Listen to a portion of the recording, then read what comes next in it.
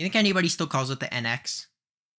I mean, I don't think it would have been a very good name for it, but it'd be kind of cool if it was still called NX. The Nintendo Switch is awesome. I think this is easily my favorite console of all time. It's tough to say that right now when it's still actively going, but realistically, this console brought just so much with it. I mean, I've loved it for the past 8 years we've known about it, 10 if you count the days as the NX. And I'm pretty sure I'm not alone, considering it's now kind of topped like console selling charts in general. I think becoming one of the best-selling ever, passing even the Wii in its heyday, which, I mean, everyone and their grandma knew what a Wii is, so... Like, I guess your dog knows what a Switch is? So I figured today'd be a good opportunity to kind of start going over everything that's made the console special over the past 8 years it's been on the market.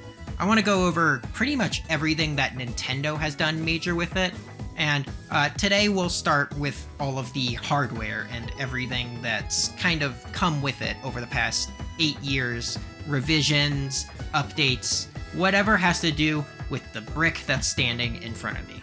I guess sitting, it's not, you get what I mean. So let's start with the actual lead up to the Switch way back when, which began in 2015, I think March 17th, if I'm right, which is actually exactly 10 years from when I'm recording this. That's when we learned about the existence of the Nintendo NX, which, unfortunately, the writing was kind of already on the wall with the Wii U. While the Wii U had some like bigger kind of pushes in 2014 with Mario Kart, Smash, I think 3D World came out the year before, it was very obvious that the console just was not making it past that threshold and wouldn't quite reach what Nintendo was trying to do.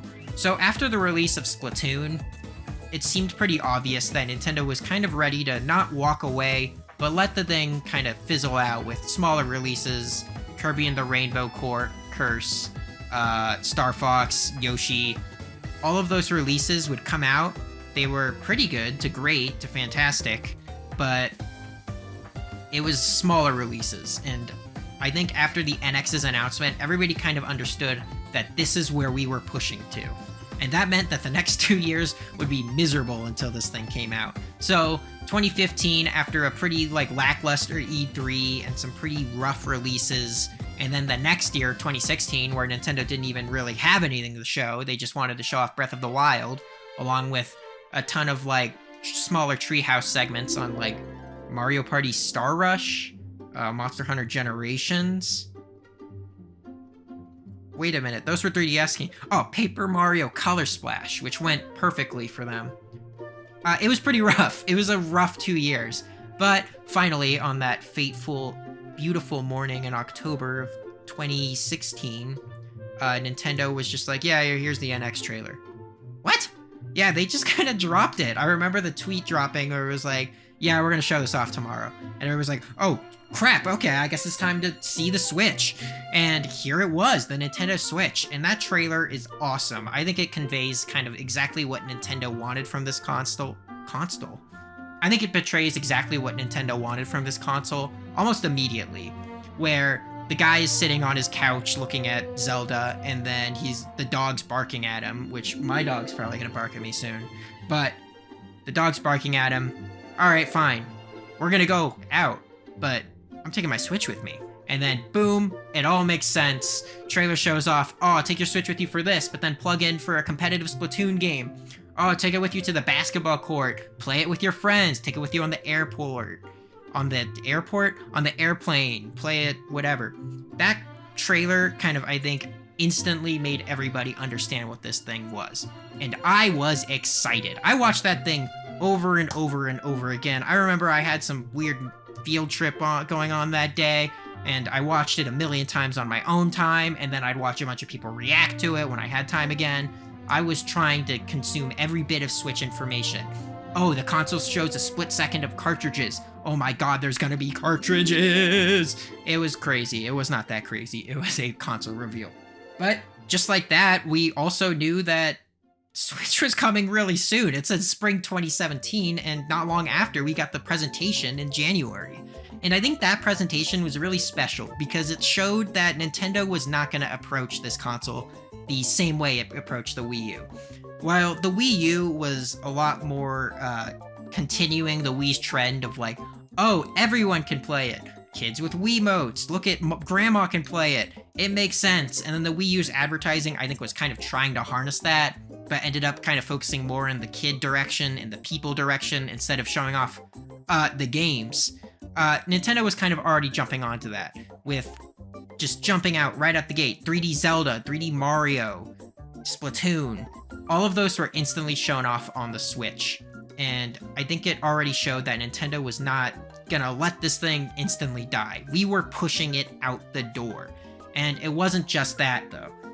I think a lot of the insider and different changes that Nintendo was approaching to this as they were announcing it were already kind of obvious. The online paid subscription, which most of the industry was already doing, but Nintendo hadn't touched yet. The abandonment of the Nintendo Network ID, which is what was used on the Wii U and the 3DS, to the My Nintendo account, and then also the lack of region locking. I think Nintendo really came back to this console and was like, okay, we're going to approach it completely differently. And damn, it paid off. I mean, here we are today. People are buying this thing like lollipops. Maybe not. I don't know if even people buy lollipops still, but it's selling super well. And I was so excited. I bought this thing, I think about 2 or 3 weeks after the launch of it. In that late March. I remember playing the Splatoon test fire on the day it launched, so I can probably grab an exact date from there. Put it up now, editing me. Yeah, that day. Hopefully. I don't know. And I love this thing. It lived in my backpack. I would take it with me on passing periods from between classes. It was this great piece of tech I could show off to my friends. We could play Mario Kart together, ARMS together in that first year, eventually Smash Brothers. All of this great stuff on this one little tablet. So let's talk about the tablet today. I want to go over the hardware specifically and kind of what you got out of the box and how Nintendo's revised that over the past few years. So to start, what did you get out of the box? So this is what you got out of the box. Oh! So this is what you got out of the box. It wasn't much. It was realistically just the console, the controllers, and the dock. And then, you know, all of the cables to go to it. And then also the wrist straps for the Joy-Cons itself. No pack-in games or anything this time around, but I think at this point in time, pack-in games are kind of a thing of the past, unfortunately. And it's very clear that this is what you get, and you don't throw a fit, or whatever. So let's go through each of these and kind of just talk about it. And that's starting with the console itself, or the Nintablet, you know, the Switch. Yeah, it's basically just a tablet. I think it's funny that we basically got this iPad with our console, or that's what the console was, with controllers attached to it. While that was kind of a new idea at the time, now they sell all kinds of like split grips or whatever to attach to phones. But this was the console at the time. The Nintendo Switch was just this little tablet. And I think it did the job pretty well. The screen is 720p, I'm pretty sure. Change that if I'm wrong, editor Ryan. And it does everything that I think would be expected from the HD kind of display output, where nothing's too big or too small. While they probably could have gone with a smaller design like the DS or the 3DS, like the clamshell, they didn't, and that's fine because the screen is now big enough to kind of show off everything that UI would need to show off both on a TV screen and on the little screen that you're seeing in front of you. In addition to that, it's pretty basic though. Just like the only buttons are the power, the volume, little heat fan right here. I think it's actually, yeah, it's got a crack on it on this model. But there's the back switch. You can see me in the reflection. Isn't that exciting? And then this crappy little kickstand. Pretty simple. I think it worked pretty well for the idea of, hey, you know, I can set this up, show it off for other people, maybe even use the kickstand. Okay, the kickstand's kind of crap, but everything else about the little Nintablet worked well enough, and it was pretty cool having this little, like, tablet machine dedicated only to playing Nintendo games. But if you didn't want the tiny tablet, you of course could have used the dock. Yeah, this is obviously not the dock that came with that stock model Switch that I showed off. That's my original Switch from March. This is from my 2021 Mario Edition Switch, but the dock has not changed in design on the actual Switch's base design, so I figured it'd be cool to have a little bit of variety. So, Switch dock, it's just about as simple and to the point as you'd expect. It's a 3D printed rectangular prism. All that comes in it: power, HDMI, USB, USB 2 and 3. Realistically, I think there's only just a little circuit board in here that supports, that's just managing that display device. But the thing is relatively simple, and I think that's especially the case when you look online. You can see a lot of third-party docks that are kind of trying to emulate what the dock can do, and they're smaller or they're easier to see, leave the screen unprotected, whatever. But I really like the dock. I think its simplicity is kind of its greatest strength. I've thrown this thing into my backpack a ton of times because of how easy it is to just kind of bring it with me to like a hotel or something, and an HDMI cord, plug it in, boom, I can play Mario Kart at the hotel with all of my pals that I'm staying there with. It's a pretty cool, neat little device, and I think it works for what it is, and it's not trying to be more, and that's okay. I know some people expected it to provide a power bump to the Switch somehow, but that doesn't really make sense. I don't really know. That would make like dock exclusive games, and imagine explaining that to little Timmy who only has a Switch Lite. It makes sense why they avoided that. The dock is for putting the games that you already have onto the TV. That's it. Perfect. The only issue I ever had with it is I think the fact that it is so like simple and the build quality is kind of low is that I was always worried about this part, this kind of hingy part, snapping onto it when I did throw it into my bags. Eventually I got over that. It's fine. But other than that, good work. You know what else they did good work on, I think? Cartridges. They're a little small here, but that's kind of the point. I think it's really cool that the Switch cartridges are as small as they are and as successful as they've been. Right here I've got Mario Kart and Zelda with me, and I think those are the two pretty good examples of how much of an evolution that this cartridges are. Back on the Wii U, both of these came on big old optical discs, and I still think it's really cool that they fit them into the small cartridges. I remember it kind of baffled everyone that Nintendo was going with the cartridges, but I think in the end it was a pretty good call. It's really easy to carry these with you, so much so that I'm always scared of losing them, and I've come pretty close to losing a couple of them over the years. And then the other big issue and kind of the holding back factor is these do have limited space and cost money to produce. So a lot of games that require bigger stuff have the external download, which sucks, really sucks, and somehow Nintendo is able to get everything onto here, but other companies are still struggling to, which is besides the point. But for what they are, I think it's really cool that we've got these massive, massive games stuck on such a small form factor.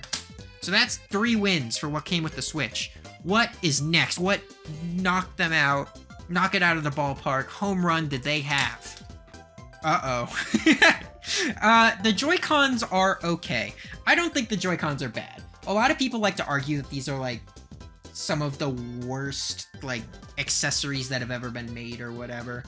But realistically, the Joy-Con is crazy versatile. It's awesome how much tech they stuffed into these things. The IR camera is really cool for all of the experiments they had. Labo, taking your pulse and ring fit. WarioWare did fun things with it. The right stick has the NFC compatibility with it. I think the fact that you can use them sideways and pass them to a friend and they work is already kind of amazing in itself. It's hard to engineer something that works so well both in this form factor and this. That being said, it's not perfect. When I just held it just like this, it fits pretty well in my hands, but also I'm a known baby hand haver. If you've got bigger hands, these kind of suck, just because of their form factor. I know a lot of people like to get the grips that go this way, that kind of have, like, give you something more to hold onto down in the bottom. And then also, when you're holding it sideways, it's got the same issue. I've got all of these fingers down here that I don't know what to do with. And the form factor is really just the beginning of the issues with these controllers. The buttons can feel like really clicky, actually, which is kind of good when it comes to like the D-pad. I actually like the directional pad buttons. I don't mind the lack of a D-pad because I can just get used to it pretty easy. But that being said, when I'm using like the buttons and I have to like mash something in a fighter, or if I'm holding down A in Mario Kart, it's pretty easy that I get kind of where my fingers get worn down. Literally, I have like imprints of the A button from so much Mario Kart at the time. They're not the best buttons, and the sticks. Oh boy, the sticks.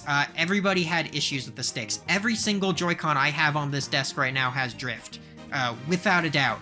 I haven't sent them to Nintendo just because it's so much of a hassle, but it is crazy that they launched them the way they did, and continue to launch them the way they do, where these are so prone to drift. There is not a single person who has owned a Switch that has not experienced Joy-Con drift unless they keep it in a pristine glass box at all times. It's a big disappointment, and I think this was kind of a big turning point where a lot of Nintendo consoles are really sturdy.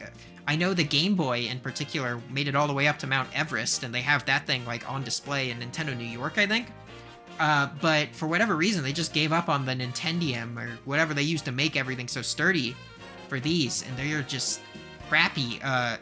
After sliding them in too many times to the dock, they stopped like making good noise, the click noise, you know, the Nintendo Switch click. It needs work. And I'm excited to see what they do with them for the Switch 2, because I think these controllers still hold crazy potential, but as it stands, they are serviceable. So, if that's all you get in the Switch box, what do you get if you don't want to use these controllers? Well, at least Nintendo went from, like, bad to holy crap amazing. Wow. The Switch Pro controller. Yeah, Nintendo kind of knocked it out of the park with these controllers in particular. A lot of people swear by these controllers, and for pretty good reason. I think it's pretty cool how much stuff they stuffed into it without letting it feel kind of like a gimmick, like the PlayStation controllers kind of feel like. While these are very basic controllers, they still have kind of everything that you want from it. Here's the base edition. I just have it right here. It's fine. But I imported the Xenoblade one because I think Red is cool and I like those games. So, what do we get? Just the basic, you know, exactly what you'd expect controls-wise. You've got every button almost found on a Joy-Con except for those side buttons. And then also we have the NFC reader built up here. I think there's some HD rumble and then also the motion controls. Yeah, it's just a great feeling controller. I think the buttons are great. They're nice and mushy. The D-pad I think rolls a little bit too easy. It's pretty easy to accidentally get from like left D-pad to up D-pad to down D-pad to right D-pad or something. But overall, yeah, it's pretty good. This is pretty good. This is a sturdy, nice controller. And I can tell why it's so popular. Even outside of Nintendo, it works perfectly with Steam. In fact, there's a little LED under the home button that Nintendo I don't think has ever used, but it turns on when you plug it into the PC, which is pretty cool. And this Pro controller, yeah, it's pretty good. I like it. So let's talk about what happens when you turn on a Switch. This is my 2021 edition Switch, which I'll go over revisions here in a bit, but I figured this one would be the best one to show off when it comes to a kind of standard boot up without any data on it. Wow. The Nintendo Switch. I don't remember if it plays music.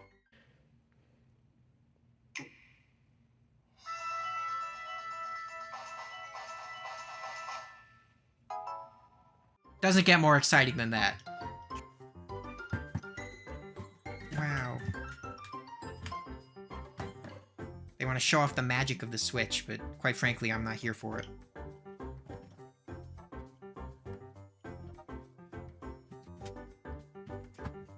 This is a whole bunch of setup. I'll just stick with Mario. Here it is, the default Switch. Not that exciting, honestly. It was one of the big things that was kind of weird about first getting this thing and turning it on was the Switch is a very immediate console, which is to say, it's really simple, but it kind of just has everything you need on it right off the bat. We've got a couple of options down here, and then a normal profile up there, and that's really it. This console was made just to play the games. We'll go over everything, but that's really it. It's here to play games, but we do have the Switch Online app, news, eShop, photo album, controller, settings, and of course the power. So start with the news. This was pretty basic. It was kind of exciting when I first saw it as like when I was younger, but realistically, I don't think I've ever checked the news other than when it's like offering special rewards for like Splatoon or whatever.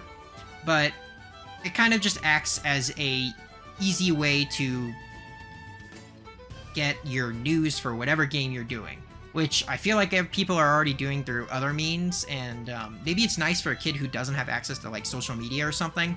Not sure how many of those are left, but the news is here for them if they need it. It works, shows off news, it's very basic, but works for what it is. And you're gonna hear me say that a lot. Everything here is basic and serves a purpose, just like the photo album. Wow, let's look at, oh no. There are no photos. The album is pretty simple. It's very immediate, the switches. Hit the screenshot button, capture taken. Holy crap, what a memory. I actually really like the album and the fact that it's here. There's some basic stuff attached to it. I think there's a photo editor where you can kind of add like silly text. Check that out. Wow. They had some fun with it. And then the big thing with the album, of course, was the fact that you could post to social media through it.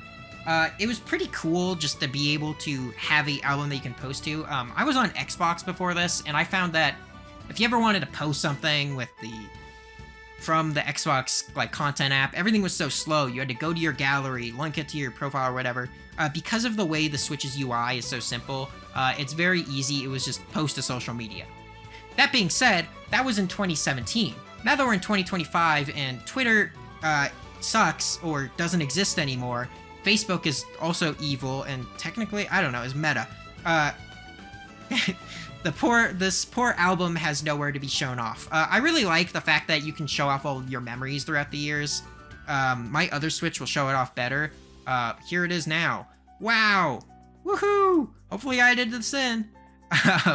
But I think it's cool that you can see your past basically encapsulated as a big, long list. But without the social media feature, it is a shame that there's no one to share it with as it stands. That being said, you can send these pictures to your phone and stuff. So, yeah, decent job, Nintendo. Next is controllers, which is pretty self-explanatory. I think they kind of did the controller menu way better in this game than before. Way better on this console than before, where the Wii was kind of sometimes a hassle, you know, mash 1 and 2 or whatever. Do all of this nonsense with the sync button. This has always been very immediate, where, you know, you hit the button, instant connect. You don't have to really think about, you know, hitting the sync button or holding down the Xbox button in Xbox's case.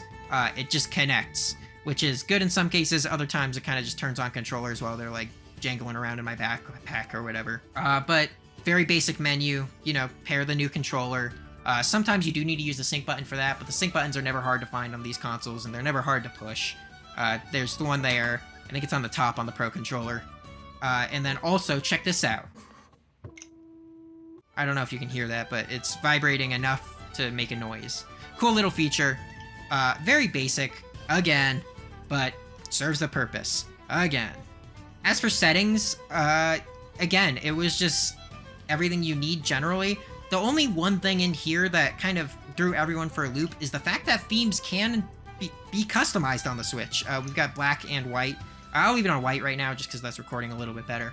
But this kind of teased people, and they were like, oh, they're going to add like so many different themes. They're going to get Breath of the Wild themes like on the 3DS, but we never got that, which is a shame because I think this is the best example of how they could add like anything to the Switch menus. And then the other thing that's like hidden away in the Switch is the Mii creator. This is like the weird thing that they carried over from the Switch. You can see it on the capture here. They actually kept the Mii branding and everything from the Wii. This is the only thing that really carried over that's stuck around. I think it's funny because this is still the same like logo that they used however many years ago. It's not like Switchified or anything. It is the Mii logo, which is the Wii logo, but other ways. It's all here. It doesn't have any of the fun or pizzazz though, as like it had on the Switch or on the Wii U, where you have music playing or like you can create him. You make the Mii, and here he is. I don't think it was even used for a while. Maybe in some third-party games, but I'm not sure if it was used until Smash Ultimate. But yeah, that was about it at launch. I mean, you could turn off the console too. Not that it was all that exciting. And then also you have a quick home button that you can access holding on the home button, brightness, volume, whatever. You also have the profile. Not super complicated here, just kind of what your name is. Some playtime is tracked for your games, which I obviously don't have any on this boot looped Switch, but it has your friend code, your Switch ID, and then you could also just add some friends via your like mobile games or whatever through the My Nintendo account. The one thing you'll notice about just all of this is that Nintendo was very much prioritizing like, this is it.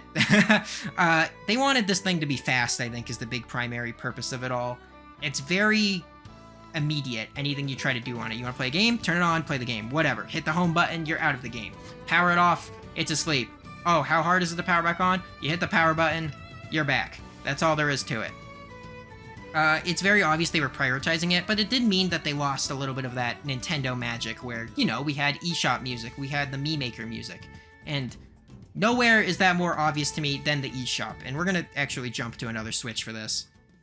So this is my current main Switch, and like even just jumping onto the eShop, first of all, you're gonna get orange jump scared because of my camera quality, but it takes forever to load.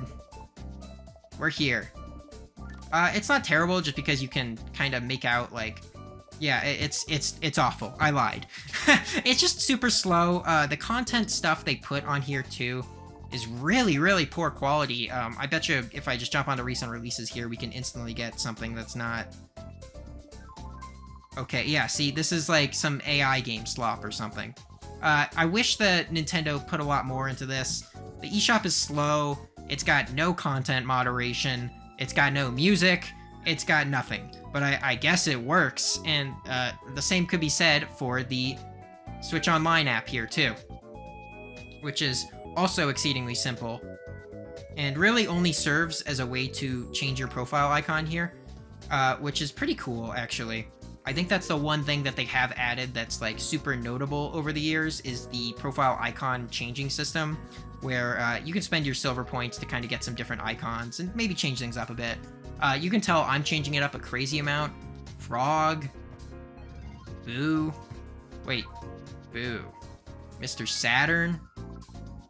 Wow. There were some other updates throughout the years too. Again, this original icon wasn't there. After a while, they actually did end up adding folders, which was not there originally. You can tell I currently have mine set in the years that each major Nintendo release came out. But it's just a fast, immediate OS, and it's nothing more, which is really disappointing as a Nintendo fan, but as a normal human being who doesn't expect those things, is probably pretty nice compared to the BS that like Samsung or somebody else makes you go through when you're just trying to get to YouTube on your phone. But let's say none of those options that I just went over really appeal to you. What if you want like a different kind of Switch? And I think a lot of people were agreeing with that at this point in time. A lot of Nintendo consoles over the years have gotten different revisions. The 3DS got a million, 2DS, 3DS XL, whatever. The Switch was no different, and people were speculating, okay, when are we getting at our bigger version of the Switch and our littler version of the Switch? And we got one of those, kind of, and then the other one also kind of. Here. So I don't actually have a Switch Lite. This is all. So I've just drawn it to the exact proportions of it, but this is supposedly our Switch Lite, which is fine. Switch Lite was an interesting little release back in 2019 where Nintendo kind of decided to do a minor Switch hardware revision. So while the Switch itself didn't actually go any under major changes, where they didn't add anything to the OS, they did add a little under the hood power bump. So the red Switch that I showed earlier is actually one of those revisions where it was a little bit faster. This wasn't really noticeable in most things, where you get like 1 or 2 frames in more games, or you'd get, I think the Smash Brothers costumes loaded a little bit faster on the newer model. Those are the only two I can think of off the top of my head. But along with that kind of new under-the-hood upgrade to the Switch, we also got the Switch Lite, which has a D-pad and like some mushier buttons, so it had some better build quality because it was all just one console without the Joy-Cons. But I'm always debating if it really was a better upgrade or option for other people. Some people wanted to use it as their dedicated handheld Switch, which doesn't make sense because, you know, the thing is already handheld. But they also like the build quality button better, so for the other buttons or whatever. But it doesn't really fulfill any need other than a cheaper version of the Switch. It was $100, I think, cheaper than the regular version at the time. And that was really all it was. I can't see this thing fitting in your pocket any better than the other Switch. I mean, let me grab the other one here. Yeah, like, what a size comparison. It's almost the exact same.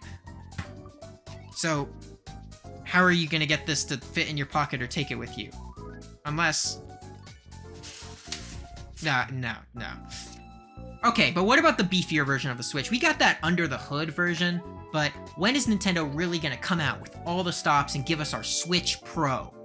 I think while there might have been plans for a Switch Pro at one point in time, those obviously fell through either because of the pandemic or because the Switch 2 just kept growing bigger and bigger and it became the Switch 2. Whatever.